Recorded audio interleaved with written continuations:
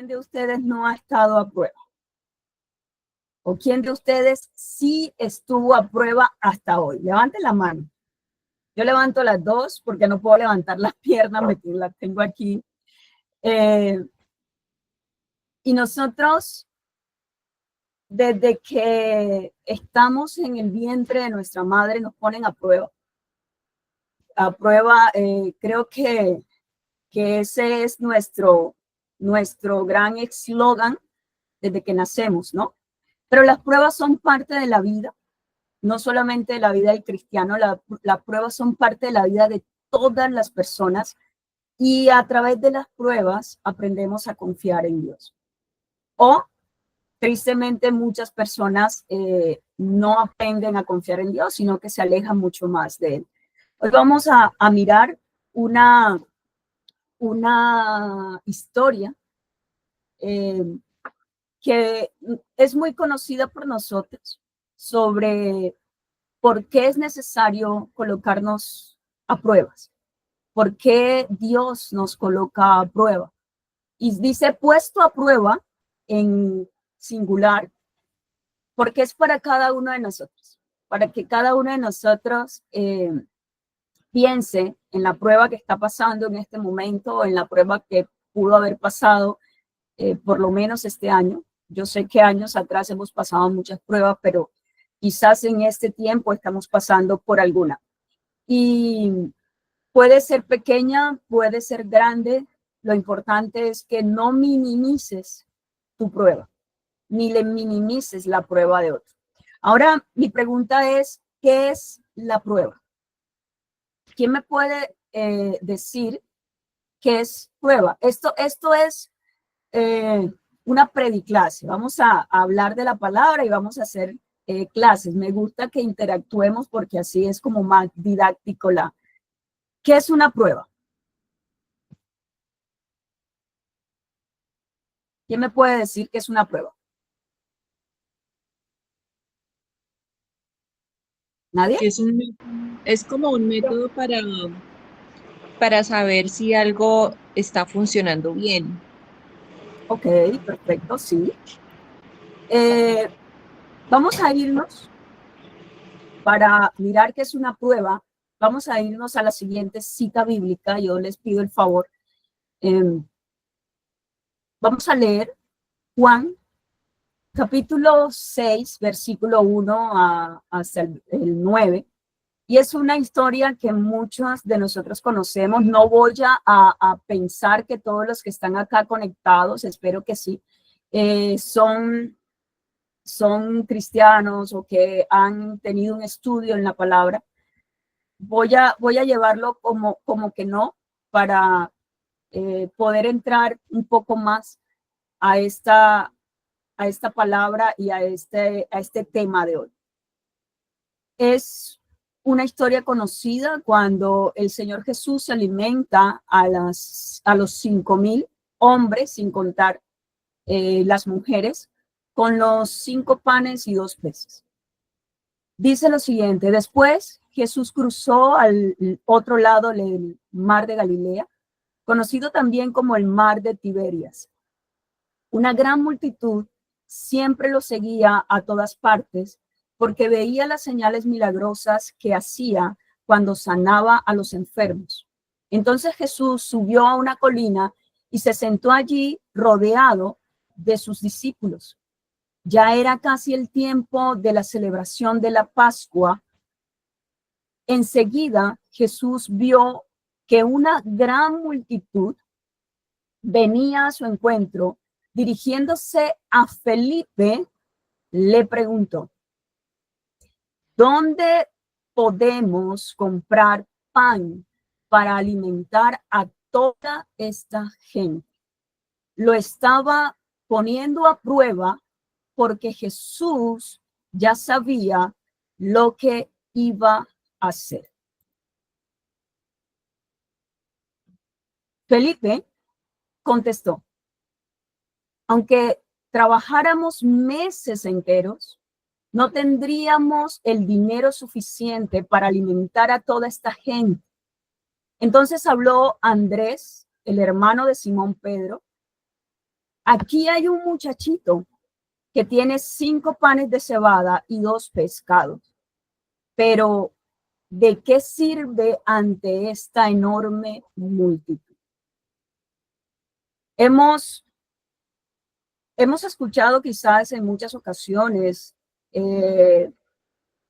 hablar sobre esta palabra, sobre esa multiplicación de peces y panes, pero algo que necesitamos mirar es el por qué Jesús le pregunta exactamente a Felipe dónde iban a comprar comida para todas esas personas y mirar la respuesta de Felipe ante una pregunta que fue una respuesta a una pregunta que no se le hizo.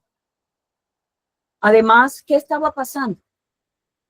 ¿Qué estaba pasando? ¿Cuál era el contexto de toda esta situación para que nuestro tema de hoy sea puesto a prueba? Ahora sí, me gustaría entrar en lo que es la prueba, la definición de la prueba. Según lo que dice Laura, es muy cierto, la prueba es una forma de verificar que algo sea correcto, ¿no? Pero según esta palabra, prueba en el griego, que es la palabra piraxo en griego, lo que es que describe el acto de someter a alguien o someter a algo, porque también habla de una cosa, a una evaluación. Eso es, en términos generales, lo que significa la prueba, ¿sí? O la prueba. Esta palabra en griego, piraxo, es simplemente el acto de someter a alguien o a una evaluación. Ahora, antes de entrar y explicar un poco, quiero hacer como una introducción sobre qué estaba pasando, cuál era el contexto de esta situación que estaban viviendo en este momento donde se presenta toda esta multitud y donde Jesús le pregunta a Felipe y por qué exactamente a Felipe. Y también me gustaría explicar un poco más sobre esta palabra prueba en la Biblia, porque aunque tiene ese mismo significado, dependiendo del contexto, así se determina si esta palabra se está usando como de una manera positiva o de una manera negativa. Cuando hablo de una manera negativa, lo vamos a ver más adelante, es porque estamos hablando de la misma palabra para tentación. ¿Ok? Entonces, ¿qué está pasando acá en Juan? De lo que se está refiriendo Juan en el capítulo 6. ¿Qué está pasando? Si nosotros vemos los 3 evangelios anteriores, Mateo, Lucas y Marcos, podemos ver que esta historia y la sepultura y resurrección del Señor Jesús son las únicas historias que se repiten en estos evangelios. Y esto es cuando hablamos de evangelios sinópticos. Esta es la única historia que se encuentra en los 4 libros, a excepción de la muerte del Señor Jesús. Pero en los evangelios anteriores nos está revelando qué estaba pasando en la vida de Jesús y en la vida de los apóstoles antes de que llegaran a ese lugar, a esa colina. Si nosotros lo estudiamos bien, podemos mirar que en ese momento Jesús se había enterado que Juan el Bautista, su primo, quizás la persona más cercana a él desde su infancia, había muerto. Y cuando al Señor Jesús le lleva la noticia de la muerte de Juan y de cómo fue asesinado, imagínense ese momento para el Señor. Imagínense ¿cómo puede ser una noticia de la muerte de un ser querido? Y sobre todo una muerte trágica. A pesar de que posiblemente Jesús sabía que Juan iba a morir de alguna manera, no sé si él ya sabía que iba a ser decapitado, no lo sé, pero esperar esa noticia de la muerte de alguien, nadie la espera. Y aunque se espere, igualmente, si es un ser querido, pues nos duele. Así que Jesús le dice a ellos, crucemos al otro lado cuando escucha la noticia, porque en el Evangelio de Marcos, si no estoy mal, en el Evangelio de Marcos, él dice que él se entristeció al escuchar la noticia y le pide a los discípulos que vayan y crucen al otro lado para estar a solas, porque es un tiempo de dolor, es un tiempo de prueba, es un tiempo de intimidad, es un tiempo de querer estar solo, porque él dice la palabra que él quería estar solo, pero también es un tiempo de estar con amigos y personas cercanas en esos momentos de dificultad y de dolor. Y eso fue lo que Jesús quería hacer. Ese era el contexto de lo que estaba pasando con Jesús en este momento. ¿Qué estaba pasando con los apóstoles, con los discípulos? Pues Lucas nos cuenta que ellos acababan de llegar de su viaje misionero, ¿se acuerdan? El Señor los había mandado de 2 en 2 y ellos habían estado en un viaje donde habían sanado enfermos, donde habían echado fuera demonios, o sea, liberado a las personas, y ellos llegaron contentos, felices, estaban de lo más de estamos triunfando, estamos como mamá, he triunfado, llegaron contentos, felices, estaban hablando con Jesús, diciéndole todo lo que estaba pasando, y ellos tan emocionados estaban que Jesús les dice, bueno, no se alegren tanto de haber sanado y personas y expulsado demonios, alégrense más de que sus nombres están escritos en el libro de la vida. Pero ellos estaban alegres, ellos estaban contentos porque ellos a través de sus manos, a través de su boca, Dios estaba sanando, estaba liberando y ellos estaban siendo parte de ese ministerio de Cristo. Entonces aquí vemos dos historias. Jesús que está triste, dolido, en duelo por la noticia de la muerte de su primo. Y estos discípulos que están felices por el éxito que están viviendo.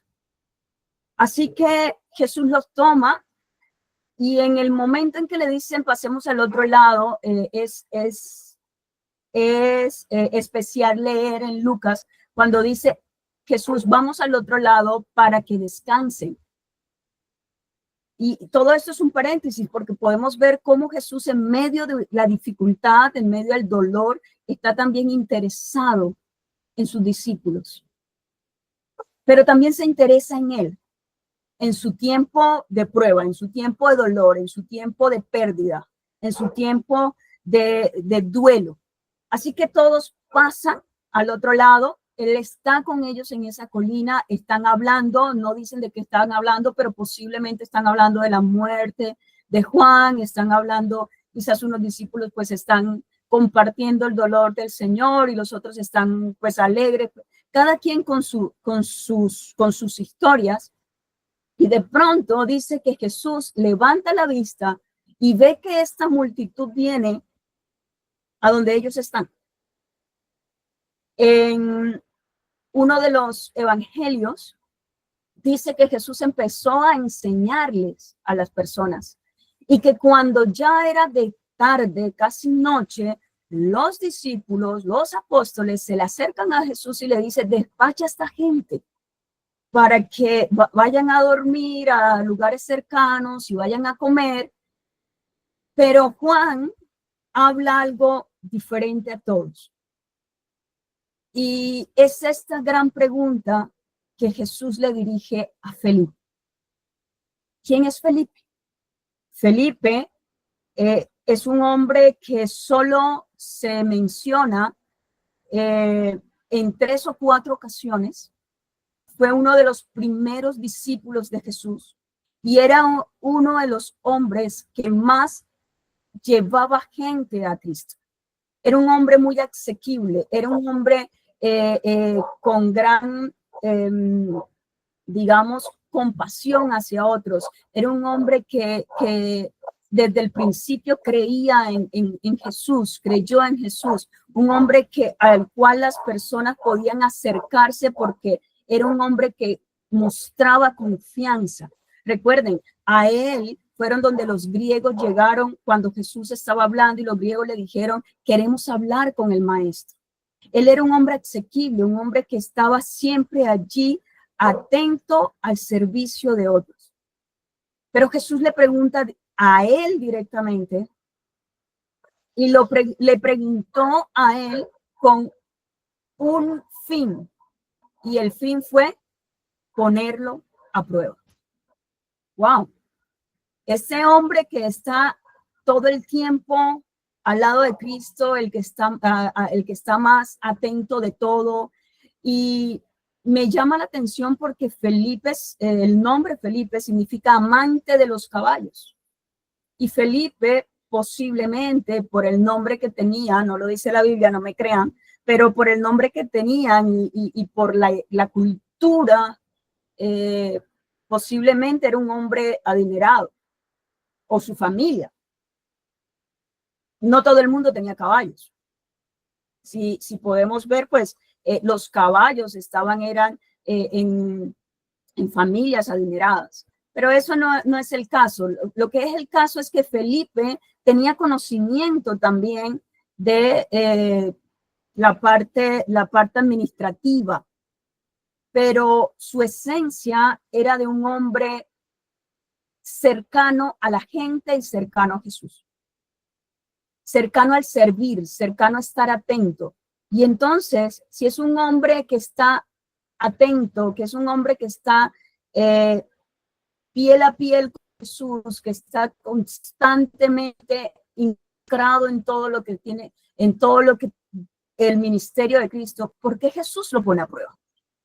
¿Por qué lo prueba a él y no prueba a otra persona de los 12, no?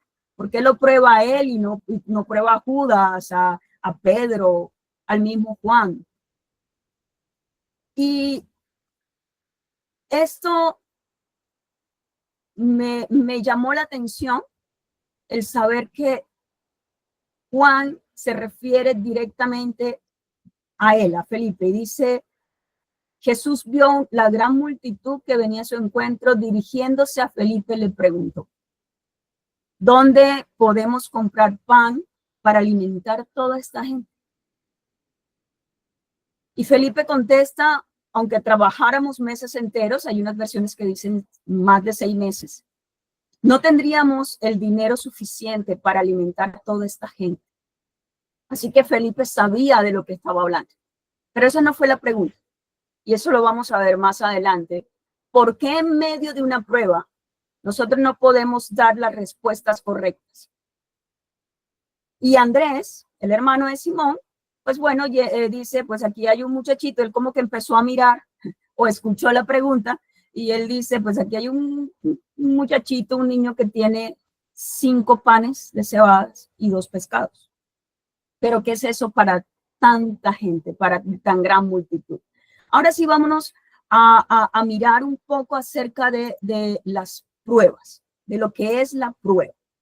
Entonces, hablando de la prueba, les decía que esa palabra en el griego, piraxo, describe el acto de someter a alguien o a algo a una evaluación. Eso se ve en todo el Nuevo Testamento, pero entonces esta misma palabra, dependiendo del contexto, describe lo que el escritor quiere exponer, quiere narrar. Lo primero es que esta palabra también puede mostrarse como tentación. Y la tentación es incitar a alguien a pecar. ¿Sí? Eso es tentación. Lo podemos ver en Mateo 4:3, cuando Satanás incitó a Jesús a que convirtiera las piedras en pan y comiera porque tenía hambre. Lo estaba incitando a pecar. Lo podemos ver en 1 Corintios 10:13, cuando Pablo le dice a los corintios, las tentaciones que enfrentan en su vida no son distintas a las que sus hermanos en todo el mundo están atravesando. Y les dice, y Dios es fiel, no permitirá que esas tentaciones sean mayor de lo que ustedes puedan soportar. Entonces, cuando sean tentados, les dice Pablo, Dios les mostrará la salida para que puedan ustedes resistir a esa tentación. Allí está hablando de esa tentación que no es pecado, pero que nos incita a pecar. ¿Cuántos de aquí hemos tenido ese tipo de tentación? Esa tentación de examinar nuestra fe, la virtud, nuestro carácter, para incitarlo al pecado. ¿Cuántos de nosotros, aún siendo cristianos, yo levanto las manos, hemos tenido ese tipo de prueba, que son tentaciones que nos invitan y nos incitan a caer en un pecado? No los estoy viendo a ninguno. Espero que allá hayan levantado la mano, pero si no, pues aquí yo me estoy revelando y yo soy la única que no es. Ok, yo las he tenido, las sigo teniendo, y todo el mundo tenemos este tipo de pruebas que en la palabra habla de tentación como para hacer una diferencia. Otra forma de utilizar esta palabra, prueba o piraxo en griego, es para comprobar esa calidad de lo que yo pienso, de lo que yo siento, de cómo me comporto. Y eso va más en un examen del carácter. En este tipo de pruebas para examinar el carácter, esto se puede hacer con mala intención o con buena intención. Una forma de mala intención es cuando los fariseos, cuando los seduceos se acercaban a Jesús y le decían, encontramos a esta mujer en el acto mismo del adulterio. En la ley de Moisés dice que debe morir apedreada. ¿Tú qué dices? Esa es una prueba con una mala intención, ¿sí? Con algo malicioso. Cuando le decían, para poner, y dice la palabra, para ponerlo a prueba o para tentarlo, dicen otras versiones, le preguntaban y le decían cosas, ¿sí? Y por eso Jesús le respondía, ¿por qué me tientan? ¿Por qué me están poniendo pruebas? Esa es una forma de probar que muestra la palabra. Y la otra forma, en el buen sentido de la palabra, es el probar el carácter y la firmeza de la fe de una persona, de un cristiano, de una persona que dice ser hijo de Dios, de amar a Dios.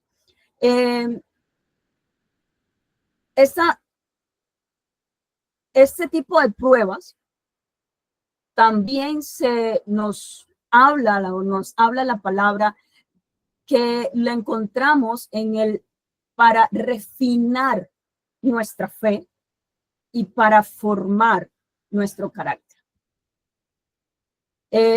Quiero leerles Hebreos, capítulo 11, versículo 17. Dice, fue por la fe que Abraham ofreció a Isaac en sacrificio cuando Dios lo puso a prueba. Abraham, quien había recibido las promesas de Dios, estuvo dispuesto a sacrificar a su único hijo, Isaac. Eso es una forma de probar nuestra fe, y es una forma al tiempo de refinarla, como dice Santiago, capítulo 1, versículos 2 al 4. ¿Qué dice? Dice, hermanos míos, que les dé gran alegría cuando pasen por diferentes pruebas, pues ya saben que cuando su fe sea puesta a prueba, producirá en ustedes firmeza. Eso habla de carácter. Y cuando se desarrolle completamente la firmeza, serán perfectos y maduros sin que les falte nada. Entonces, como les decía, el contexto nos revela si la prueba es para dañar o es para edificar. En este caso, Jesús está tomando esta prueba en el contexto de edificar, en el contexto de refinar el carácter y la fe de Felipe. ¿Por qué? Porque lo está sometiendo a una situación determinada, a una situación de estrés, de fuerza mayor, para comprobar sus pensamientos y su comportamiento ante la situación. Así que lo que Jesús quiere hacer con Felipe es profundizar la confianza que Felipe ya tenía en él, en Jesús.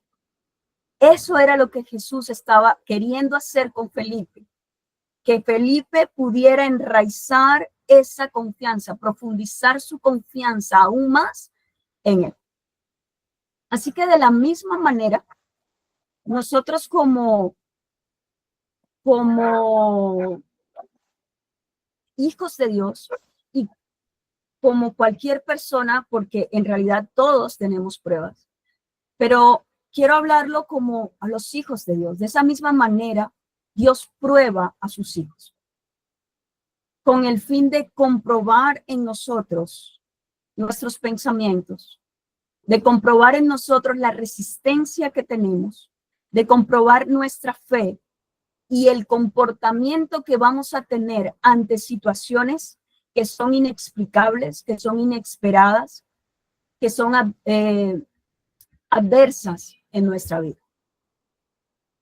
Así que esas circunstancias adversas que sobrepasan nuestros recursos humanos, nuestros recursos materiales, son tan solo, escúchame esto, son tan solo una prueba que mide nuestra capacidad de confiar en el poder y en el gobierno de Dios.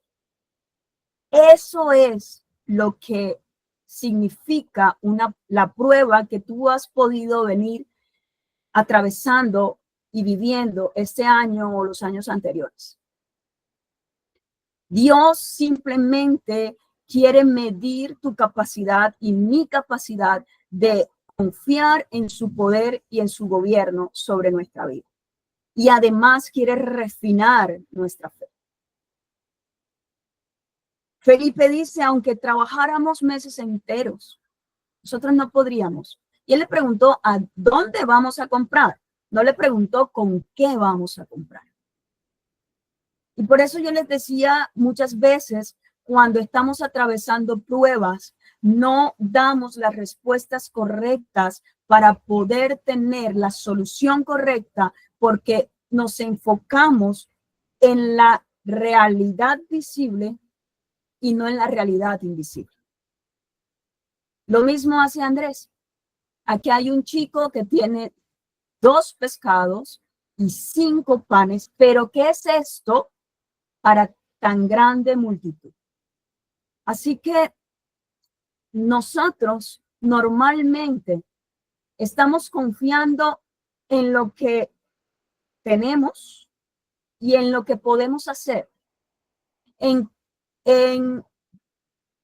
quién podemos soportarnos, pero aquí en esta tierra. Estamos poniendo nuestra mirada en la realidad natural.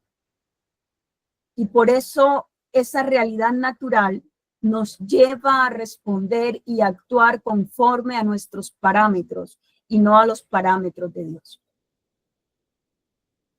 En medio de situaciones difíciles que todos vivimos, situaciones que de pronto no son tan difíciles como les decía al principio, no minimices tu prueba, ni minimices la prueba de otro, porque de pronto te comparas con la prueba de un amigo, de un vecino, con la prueba de un hermano, de un papá, de un tío, y tú dices, pero es que lo que él está pasando, o te lo pueden decir a ti, es que mira fulano por lo que está viviendo, y tú estás pasando por eso, eso no es comparable, ¿sí? Eso es minimizar tu, tu presente, eso es minimizar tu prueba, minimizar tus sentimientos, minimizar lo que tú estás sintiendo en el momento y lo que tú estás viviendo. Y podemos ver, tomé este ejemplo, hay muchos ejemplos más fuertes que este, como por ejemplo el de Abraham. Pero eso es un ejemplo que uno dice, eso es cualquier cosa. Pero me encanta porque dice que Jesús lo hizo para poner a prueba a Felipe. Así que en medio de esas situaciones, a veces no vemos que hay algo viable para solucionar o para salir de ese evento que estamos viviendo, de esa situación con los esposos, esa situación con los hijos, esa situación con el trabajo, esa situación sentimental, esa situación con la iglesia, esa situación de salud, ¿sí? Vemos que no podemos hacer nada y no hacemos nada. Pero otras personas dicen, tengo algo, pero ¿esto qué es? Esto no me alcanza, esto no sirve, esto no es nada para poder salir de esta situación. ¿Por qué? Porque uno se pone ante una prueba como no sé qué hacer, no tengo nada, no puedo hacerlo, aunque haga esto no me va a alcanzar, y otros se ponen, tengo esto, pero esto no es suficiente. Porque en ambas situaciones trabaja en nosotros como seres humanos por lo menos tres características, tres sentimientos, tres, podemos decirlo, tres maneras que se unen para que nosotros no demos las respuestas correctas ni enfrentemos la prueba de la manera correcta. La primera de ellas, no quiere decir que ese es el orden, pero solo les voy a mencionar. La primera de ellas es la vulnerabilidad. Nos vemos vulnerables ante una prueba.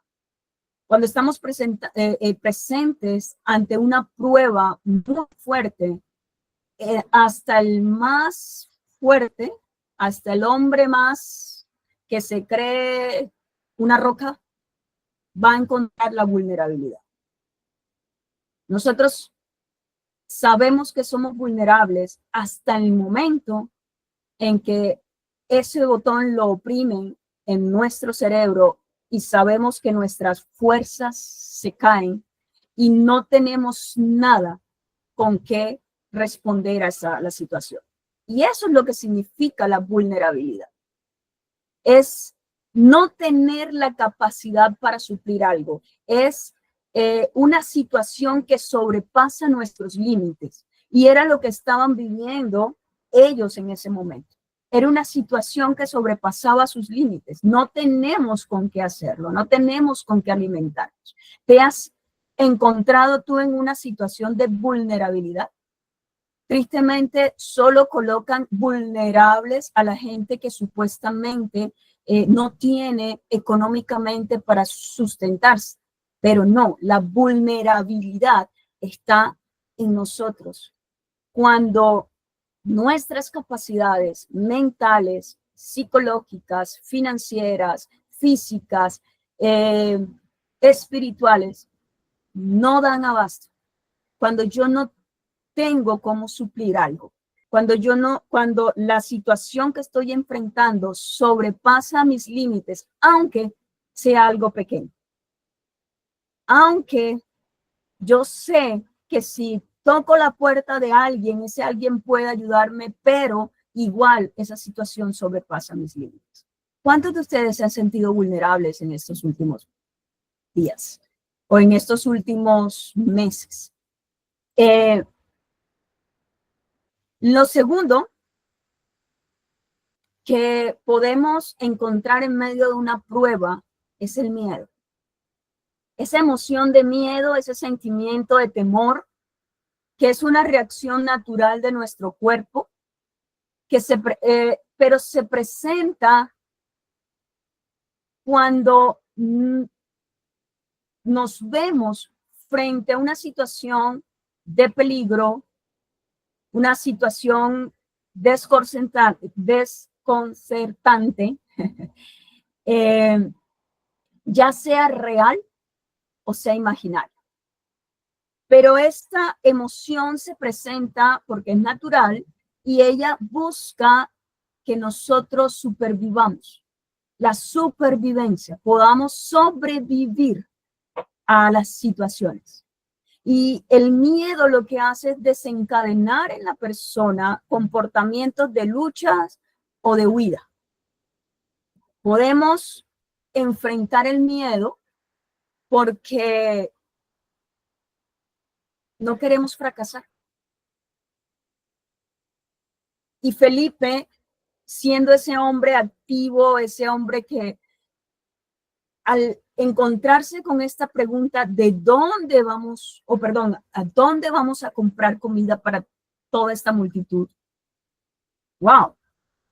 Eso fue algo que enfrentó a Felipe a pensamientos de no quiero quedar mal, no quiero fracasar.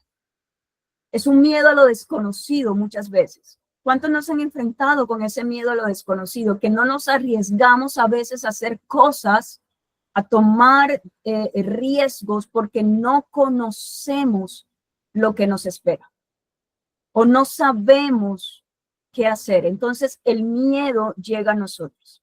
Tenemos miedo también de repetir la historia cuando hay una prueba. Miedo de que las cosas se repitan. Si alguien falleció por algo en nuestra familia, digamos, falleció por cáncer, pues hay miedo a que alguien en la familia pueda tener el cáncer y se repita la historia. Entonces, cualquier cosa que sale, todo el mundo está alarmado a ver qué es y corren y hacen, porque hay miedo a repetir la historia, no solamente en una enfermedad, sino de muchas cosas. Hay miedo a quedar mal. Posiblemente Felipe no sabía cómo responderle a Jesús porque no quería quedarle mal. Pero también hay miedo a no tener el control. Y en una prueba, una de las cosas que más nos desestabiliza es no poder tener el control de las situaciones. Una tercera cosa que nosotros podemos estar enfrentando es la desconfianza. Cuando estamos en medio de una prueba, esa falta de confianza, esa duda, esa inseguridad, que es la desconfianza, el tener poca seguridad en nosotros mismos, en los demás, en las situaciones, o no tener esperanza. Eso es desconfianza. ¿Y por qué desconfiamos? ¿Por qué creen ustedes que nosotros desconfiamos? No solo en las pruebas, sino también en muchas partes de nuestra vida, en muchos contextos, con muchas personas. Desconfiamos porque nos sentimos inseguros, porque como seres humanos, una de nuestras necesidades, y lo hablábamos en la primera clase, es sentirnos seguros. Esa es una necesidad. Y cuando tenemos historia de no tener un refugio, no tener un lugar seguro, ya sea emocionalmente o físicamente, pues nos cuesta confiar. Desconfiamos porque no vemos clara la situación actual. Desconfiamos porque nos adelantamos al final y no nos gusta. Creemos que vamos a tener un final desagradable porque no queremos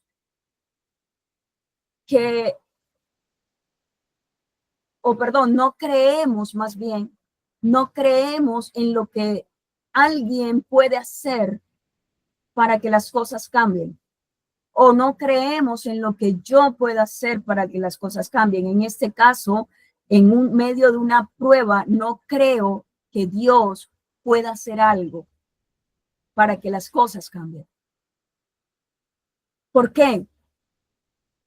Porque necesitamos poder ver y palpar para poder confiar. Poder ver y estar, yo veo y estoy seguro que las cosas están saliendo como yo quiero, entonces confío.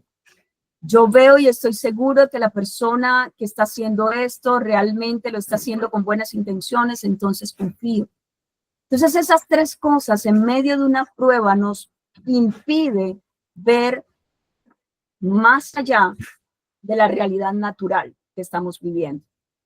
Hay una realidad y es una prueba que está en medio de nosotros, que está al frente de nosotros. Es una tormenta, es un desierto, llámelo como quieras llamarlo, se llama prueba.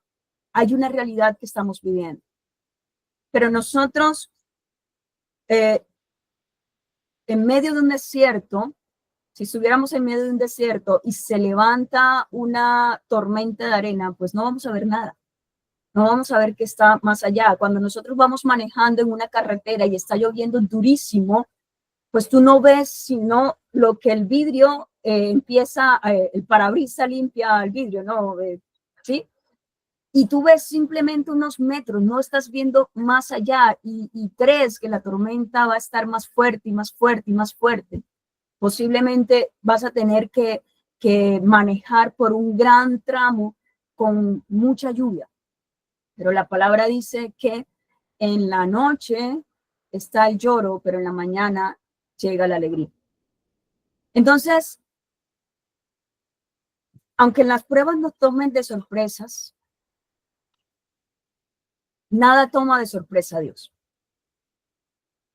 Ninguna situación se sale de las manos de Dios. Y por eso Juan dice, lo estaba probando porque él ya sabía lo que iba a hacer. Cuando llega una prueba para ti, para mí, ya Dios sabe lo que va a hacer para sacarte de esa prueba, para sacarme de esa prueba. Él ya lo sabe. Así que si estás viendo hoy o estás viviendo una situación incierta, estresante, dolorosa, algo que no esperabas, estás en medio de una situación que no puedes entender, que te está haciendo sufrir, que estás por año y por año y por año luchando con eso, queriendo que eso cambie. Cuando de pronto dices que ya yo no sé qué hacer, es que no sé cómo actuar o no sé con qué porque no tengo los recursos. Y te ves envuelto en ese mover de cosas que todo está en tu contra, todo está en contra de tu familia, de las situaciones. Te voy a decir algo, que aunque nos preocupemos, que aunque lloremos, que aunque nos estresemos, que aunque hagamos todo lo que queramos hacer, eso no va a cambiar la situación y no va a valer de nada. Porque lo que vamos a conseguir con preocuparnos, con estresarnos, solamente son enfermedades físicas y mentales. Vamos a dejar de dormir, vamos a ganarnos una gastritis, vamos a tener alteraciones psicológicas, vamos a tener desgastes emocionales, vamos a tener problemas mayores porque entonces vamos a empezar a pelear con otras personas, nos vamos a irritar, vamos a tener muchas cosas y vamos a estar pegados del techo, desgastándonos física y emocionalmente por querer que cambie la situación y no va a cambiar. Te lo voy a decir por qué. Porque ya Jesús sabe lo que va a hacer. Yo sé que las pruebas son muchas veces dolorosas. Son agobiantes. que cuando no vemos y no tenemos los recursos, sobre todo cuando no tenemos los recursos, es cuando más nos agobia, nos pesa. Pero voy a irme a los versículos 10 y 11 que no hemos leído. Y allí lo que nos está diciendo en esos versículos 10 y 11, Juan capítulo 10, versículo 11, Jesús les dijo, hagan que la gente se siente. Y había mucha hierba en aquel lugar, así que se sentaron. El número de los hombres eran unos 5,000. Entonces Jesús tomó los panes y habiendo dado gracia, los repartió a los que estaban sentados y lo mismo hizo con los pescados, dándole gracias, dándoles todo lo que querían. Versículo 12 y 13 dice que ellos comieron y se saciaron. Y esto lo que me dice a mí es que en medio de una prueba, si yo no me quedo quieta, si yo no empiezo a escuchar la voz de Dios y buscar su palabra para hacer mi parte, esa parte es buscar su consejo, buscar su dirección, como dice el Salmo 32:8, porque dice el Señor, yo te instruiré, yo te mostraré el camino que debes seguir, yo velaré por ti. Él es el que lo va a hacer. Yo te daré el consejo y velaré por ti. Pero el versículo 9 de ese salmo dice, no seas como el mulo o el caballo, que hay que ponerles freno y poner bridas para acercarlos a ti. Porque lo único que yo debo hacer en una prueba, después de llorar, después de todo lo que quiera hacer, porque sí, yo no voy a decir que no es agobiante ciertas situaciones y que no sabemos qué hacer. Pero mi parte es parar y empezar a buscar el consejo y la dirección de Dios. ¿Por qué? Porque es allí donde yo voy a ver los resultados de lo que Dios ya sabe de lo que va a hacer en medio de esa prueba para sacarme de allí. Mi parte entonces es buscar el consejo y la dirección de Dios. Y la parte del Señor es obrar con lo que nosotros tenemos para sacarnos de esa prueba. Con lo poco que tenemos. ¿Por qué? Porque Él todo lo hace en lo que para nosotros es sobrenatural. Pero lo sobrenatural para nosotros es natural para Dios. Recuerda, Dios no es igual a ti, no es igual a mí. Dios es Dios. Y eso lo vemos en la historia segunda de Reyes. Dice, una mujer de las mujeres de los hijos de los profetas clamó a Eliseo diciendo, tu siervo, mi marido, ha muerto. Es decir, era un hombre que era creyente en Dios, que era siervo de Eliseo, que era siervo del Señor, creía, era un israelita de los que creían en Dios, fieles a Dios, pero murió y esta mujer estaba pasando por la prueba de quedar viuda con 2 hijos jóvenes. Y le dice, tu siervo, mi marido, ha muerto, y tú sabes que tu siervo era temeroso de Jehová, y ha venido el acreedor para tomar a mis 2 hijos como sus siervos. Es decir, este hombre, como cualquiera de nosotros, tomó prestado un dinero para comer, para trabajar, para X cosas, pero este hombre muere y le deja la deuda a su esposa. Y eso es una gran prueba, una prueba económica. Y en medio de una situación que ellos no podían remediar. Dice Eliseo, ¿qué te haré yo? Declárame qué tienes en casa. Y ella dijo, tu sierva ninguna cosa tiene en casa. Ninguna cosa tiene en casa. Escuchen eso. Ninguna cosa tiene en casa, sino una vasija de aceite. Él le dijo, ve y pide para ti vasijas prestadas, que de todos tus vecinos, vasijas vacías, no pocas. Entra luego y enciérrate tú y tus hijos y echa en todas las vasijas, y cuando estén llenas, ponlas aparte. Y se fue la mujer y cerró la puerta, encerrándose ella y sus hijos. Dice la historia que empezaron a llenar vasijas y vasijas y vasijas con solo una pequeña vasija de aceite que ella tenía en su casa, que para ella no era nada. Y dice que cuando llenaron todas, ella le dijo a sus hijos, tráiganme más. No, ya se acabaron, y cesó el aceite. Así que ella fue donde Eliseo, y entonces Eliseo le dijo, pues véndela y con ese dinero paga a tu acreedor y vive con el resto, tú y tus hijos. Con 2 peces y 5 panes, Jesús hizo sentar a todos. Dándole gracias a Dios, multiplicó peces y panes para suplir una necesidad en medio de una prueba. Lo que necesitamos entonces en medio de las pruebas es descansar y confiar en Dios. Y a veces no es fácil, yo lo sé. De hecho, yo estoy pasando por pruebas.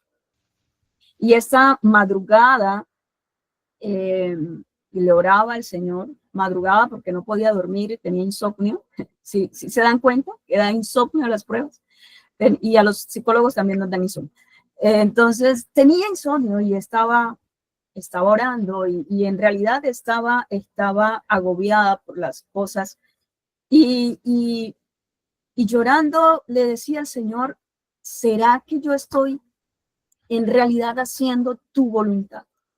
Yo no sé, yo estoy haciendo las cosas, pero me siento que estoy como si me hubiesen puesto el botón de pausa, me hubiesen dejado allí frenada en seco y no sé para dónde moverme, no sé qué hacer, porque si hago algo, no sé si es tu voluntad, y si no lo hago, no sé si es tu voluntad.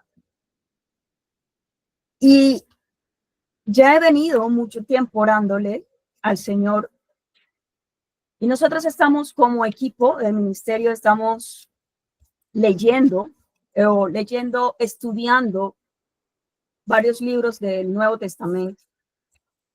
Y para hoy nos tocaba leer primera de Juan, capítulo 5. Y yo siempre me adelanto a los libros y ya los leo todos antes de decir qué libro vamos a leer. Pero me gusta día a día ir leyendo, siempre temprano. Pero hoy, esta madrugada, eran como la 1, tomé mi celular, cosa que no hago, y porque no me deja dormir más. Entonces tomé el celular, abrí la Biblia y busqué primera de Juan capítulo 5 y comencé a leerlo como para tratar de tranquilizarme, no sé. Pero empecé a leerlo y yo me sentía realmente agobiada. Y cuando llegué a esta parte, yo le decía en mi oración de antes, Señor, necesito saber si me estás escuchando, porque yo quiero saber si estoy en tu voluntad y lo que estoy haciendo está dentro de tu voluntad. Y cuando llego a esta parte, entendí que el Señor estaba realmente hablándome. Cuando guardamos silencio, Dios nos habla. Primera de Juan capítulo 5, versículo 14 y 15. La seguridad que tenemos al estar unidos a Dios es esta. Dios escucha nuestras oraciones cuando le pedimos conforme a su voluntad. Puesto que sabemos que Dios nos oye, tengamos la certeza de que Él nos dará cualquier cosa que le pidamos. Fue la respuesta directa que Dios me habló, con la que Dios me habló esta mañana. yo no podía dormir. Yo tomé esto, le dije, Señor, gracias, y empecé a darle gracias por su respuesta. Y literalmente me acosté porque no estaba acostada, puse mi cabeza en la almohada y me quedé rendida inmediatamente. Y eso no es normal que yo, si estoy en un insomnio, me duerma así enseguida. ¿Por qué? Porque eso es la confianza. Esa es la confianza que Dios nos da en medio de pruebas, en medio de situaciones que cuando nosotros podemos escuchar la voz de Dios y confiar en Él, descansamos. Miren, la respuesta a veces no es inmediata. Yo he venido todo ese año con la misma y lo mismo y lo mismo. Ya es el mes 9 y la respuesta fue hasta ahora. Y es como David en el Salmo 13, para que vean que realmente yo entiendo, porque ustedes pueden estar diciendo, pero es que no está pasando lo que yo estoy pasando, y es que es bonito hablar de eso, pero ¿cómo así que confiar? Y yo les digo esto, yo me quejo con Dios. Yo le pregunto, yo le hago muchas preguntas y me encanta el Salmo 3 y el Salmo 40 porque es un salmo de queja terapéutica. Dice, se los voy a leer, dice, Señor, ¿hasta cuándo vas a olvidarme para siempre?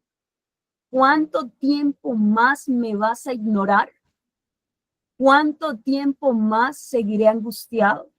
¿Cuánto tiempo más sufriré esta pena?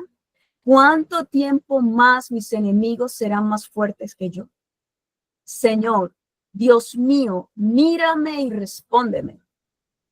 Haz que recobre mi vigor, que no duerma yo el sueño de la muerte. Respóndeme. De lo contrario, mi enemigo pensará que ha triunfado. Se alegrarán de haberme derrotado. Pero miren el versículo 5. Yo confío en tu fiel amor. Rescátame para que pueda festejar tu salvación. Adoraré al Señor porque Él ha sido bueno conmigo. Esa es la actitud en medio de una prueba. Yo puedo derramar mi dolor delante de Dios. Puedo decirle a Dios hasta cuándo, Señor, no puedo más, no, ya esto me tiene al borde, estoy agonizando, superó todas mis capacidades, soy vulnerable en esto. Pero la confianza en Dios debe estar presente.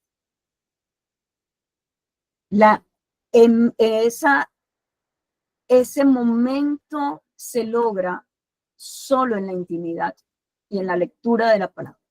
Ese momento se logra con adoración y alabanza a solas. Yo no te estoy diciendo que el reunirse en una iglesia no sirva. Claro que sirve, claro que sí. Que hablar con tus amigos sirve, sí. Que orar juntos sirve, sí. Pero el momento a solas con Dios es definitivo. ¿Por qué?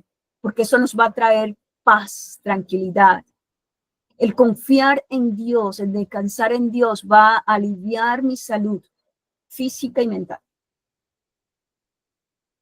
Y lo más importante es que el confiar en Dios para que Él tome la prueba y haga lo que Él ya sabe lo que va a hacer, van a dar los mejores resultados.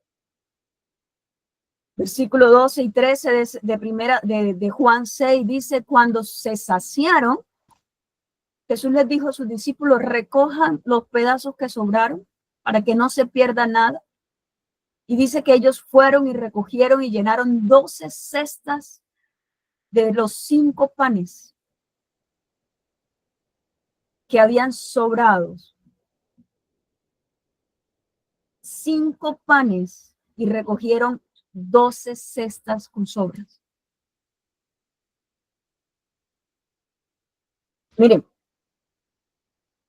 las pruebas han aunque sean dolorosas. No sé qué estás pasando tú, no sé cuál es tu prueba de ahora, pero la prueba que Dios ha permitido que llegue a ti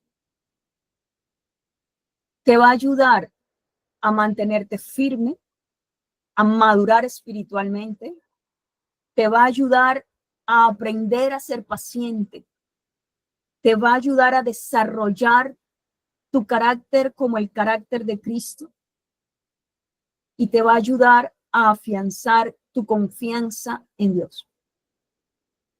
Y quiero terminar con estas dos cosas. Uno, voy a volver a leer Santiago capítulo 1, versículo 2 al 4, pero en la Biblia amplificada. Porque a veces creemos que en realidad las pruebas en el momento en que las atravesamos no nos sirven. Pero la prueba nos sirve en el presente y nos prepara para un futuro, para vivir una vida con una visión 2020 de lo que es vivir una vida cristiana. Dice, hermanos míos, consideren como puro gozo cuando se encuentren en diversas pruebas, no una sola prueba. Consideren como puro gozo, en otras palabras, considérense dichosos, dice, cuando estén atravesando diversas pruebas. Dice, tengan la certeza de que la prueba de su fe, mediante la experiencia, produce perseverancia que conduce a la madurez espiritual y a la paz interior. Y que la perseverancia tenga su resultado perfecto y trabajen arduamente para que sean perfectos y completamente desarrollados en su fe sin que les falte nada. La prueba que hoy estamos atravesando es la prueba que necesitamos atravesar para las que vienen en el futuro, porque nos va a dar firmeza. Y todo corazón, termino con esto, todo corazón será probado. Toda persona será probada. Sin embargo, en cada prueba, Dios demuestra su fidelidad y su poder para con nosotros. Y la fe, tu fe, si es obediente, puesta en Cristo, te va a dar la victoria y te aclarará el camino y el propósito que Dios tiene contigo. Eso es lo que hace la prueba. La fe obediente, lo repito, puesta en Jesús, nos dará la victoria y nos aclarará el camino y el propósito que Dios tiene para con nosotros. Así que si has atravesado, estás atravesando una prueba, yo te invito a que antes de responder con algo que no te han preguntado dentro de la prueba, puedas decir como cuando vio la visión de los huesos secos: Señor, tú sabes si esos huesos pueden volver a vivir. Esa es nuestra respuesta. Señor, tú sabes lo que vas a hacer. Yo solo confío en ti, Señor. Y después que me derrame, que pueda hablarle y que pueda decirle cómo me siento, cómo estoy, y me pueda quejar y le pueda estar atenta, porque su palabra dice: estad quietos y confiad que yo soy Dios.